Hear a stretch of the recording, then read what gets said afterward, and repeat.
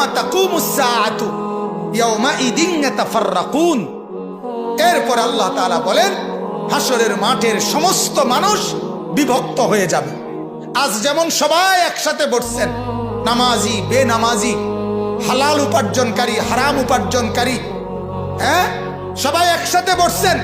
আল্লাহ তাআলা বলেন সেদিন সমস্ত মানুষ বিভক্ত হয়ে যাবে।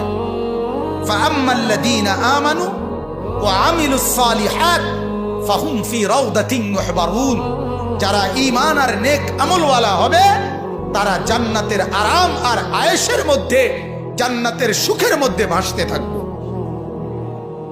ওয়া আম্মাল্লাযীনা কাফারু ওয়া কাযযাবু বিআয়াতিনা ওয়া লিকাইল আখিরা।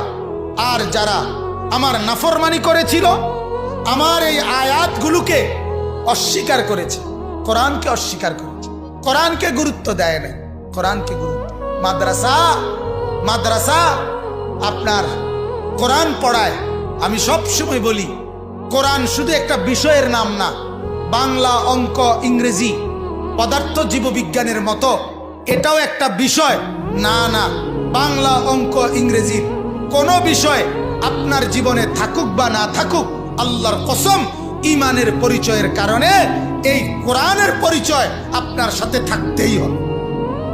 কথাটা বুঝছেন কিনা আমার? অর্থাৎ আপনি বাংলা জানেন আর অঙ্ক জানেন অথবা না জানেন, কিন্তু কোরআন আপনি জানেন, এ কথা আপনাকে বলতেই হবে, এ কথা আপনার জীবনে থাকতেই হবে, এ কথা জীবনে থাকতেই হবে। এ কথার কোনো যুক্তি নাই।